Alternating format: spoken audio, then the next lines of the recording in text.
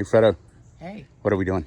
so we are in full prep mode for our very first trip to Sturgis. We have never taken a trip this far, so very exciting. It'll take us about 3 days to get there. How many miles? I don't know how many. 1,734 miles one way. 1,734 miles all the way to Sturgis, South Dakota. And in prepping for a trip this far,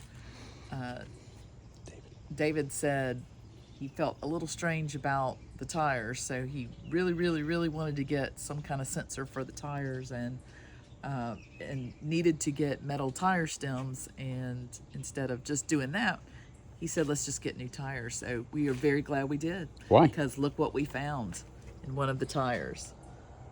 Big nail.